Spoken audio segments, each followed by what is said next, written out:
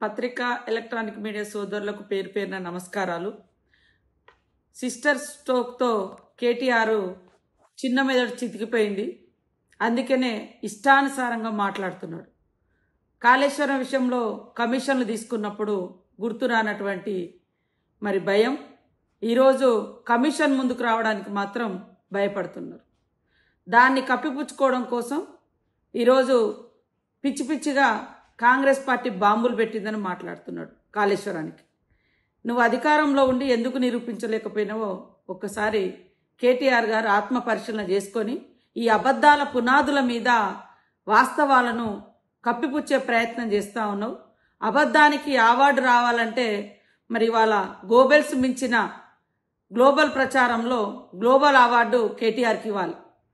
ఈ దేశంలో ఈ ప్రపంచంలో ఇప్పటి వరకు అబద్ధాలకు ప్రతినిధి గోబెల్స్ ఉంటే దాన్ని మించిపోయినటువంటి అబద్ధాలనే పునాదిగా చేసుకొని గత కొంతకాలంగా కేవలం అబద్ధాల పునాదులతో ఆయన పార్టీని ఆయన వ్యవస్థను నడిపించుకుంటున్నాడు. అందుకనే గోబెల్స్ ప్రచారకర్తగా అవార్డు ఎవరికి రావాలంటే కేటీఆర్కు గ్లోబల్లోనే గోబెల్స్ ప్రచారానికి గ్లోబల్లోనే కేటీఆర్కు మరి అవార్డు ఇస్తే చక్కగా బెస్ట్ అవార్డు గ్లోబల్లో వస్తుందని నేను అనుకుంటా ఉన్నా, నేను భావిస్తూ ఉన్నా.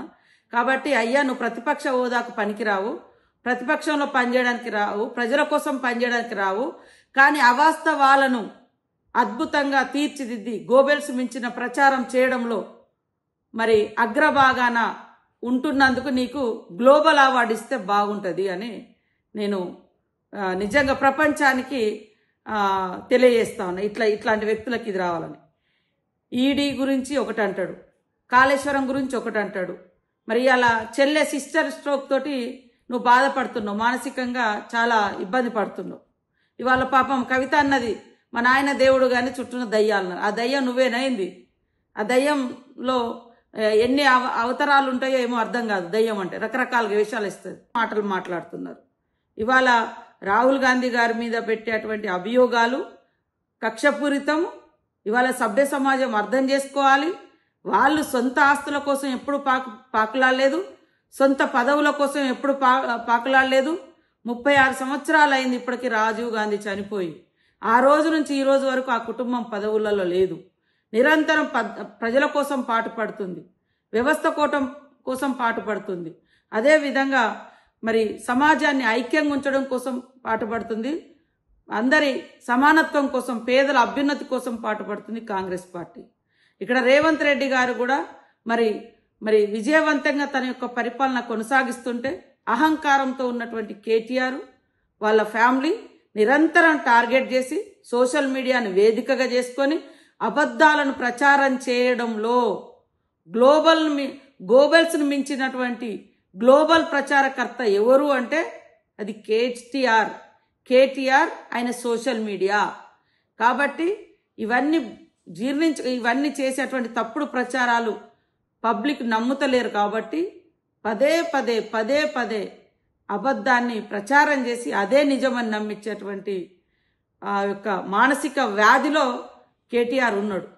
ఇంకా సిస్టర్ స్ట్రోక్ లాంటి స్ట్రోకులు చాలా ఎదుర్కొంటావు. ఇలాంటి తప్పుడు ప్రచారాలు చేస్తే ప్రజలు తాటదీస్తారు.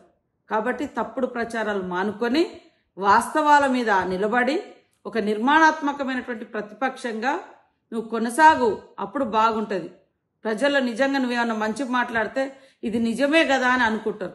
కానీ అబద్ధాలను అనేక సార్లు చెప్పడం మూలంగా నువ్వు అబద్ధానికి పుట్టిన బిడ్డగా మారిపోయినవు, అబద్ధానికి పుట్టిన వ్యక్తిగా ఉంటావు.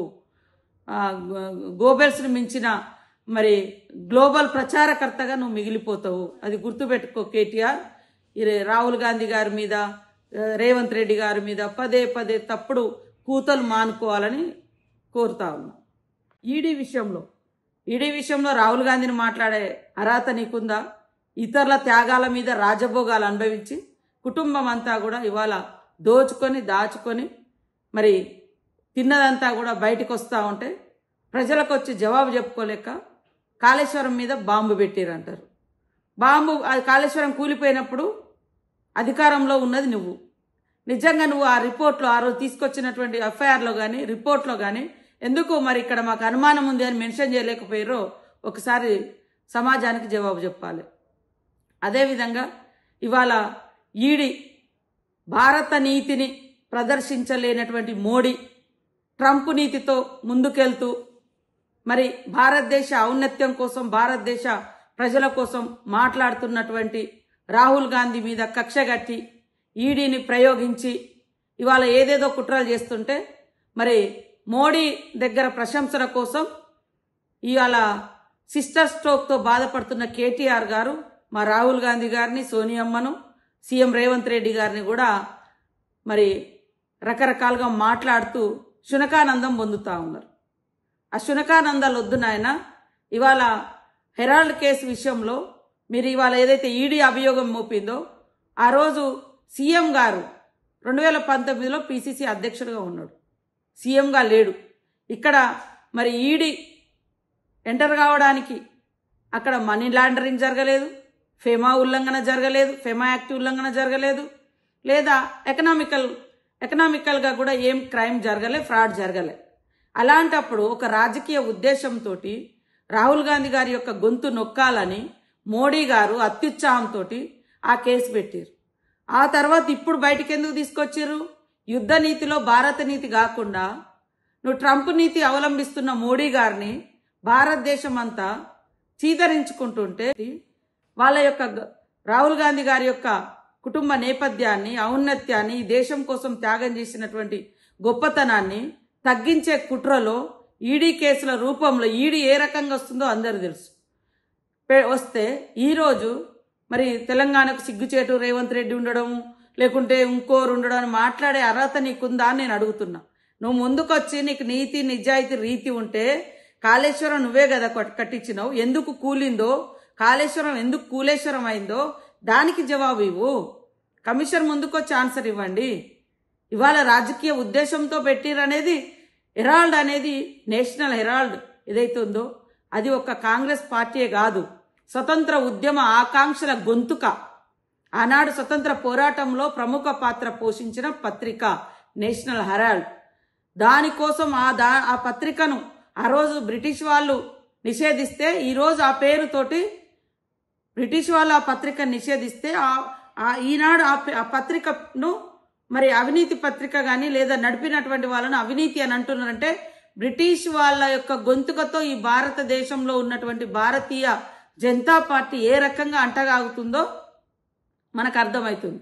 అట్లనే భారత రాష్ట్ర సమితి కూడా అదే రకంగా అంటగాగి ఇవాళ ఒక త్యాగాల కుటుంబాన్ని, ఇవాళ మీలాగనో మోడీ గారు లాగానో రాజభోగాలు అనుభవించేటువంటి కుటుంబం కాదు, అది త్యాగాల కుటుంబం. ఇలా ఆయన ఛాయవాళ్ళు అన్నాడు, మీరేమో మరి ఇంకోటి అని చెప్పుకొని ఈరోజు రాష్ట్ర దేశ ప్రజల ఆస్తులన్నీ కూడా ఎలక్షన్ల బాండ్ల రూపంలో బీజేపీ కూడా కట్టుకుంటుంది. మీరు గులాబీ కూలీల రూపంలో ఈ దేశంలోనే అత్యధిక డబ్బు ఉన్నటువంటి పార్టీగా ఎలక్షన్ కమిషన్కి ఇచ్చిన రిపోర్ట్లోనే మీరు అఫీషియల్గానే చూపించారు. కూలేమో చేసిందేమో టీఆర్ఎస్ నాయకులు కూలీ చేసినామని చూపించారు. కానీ ఈ దేశంలో ధనిక పార్టీ ఏదంటే మళ్ళీ బీఆర్ఎస్. మళ్ళీ ఎన్నికల బాండ్లలో కూడా అత్యధికంగా ఎవరికి ఉన్నాయంటే భారతీయ జనతా పార్టీకి.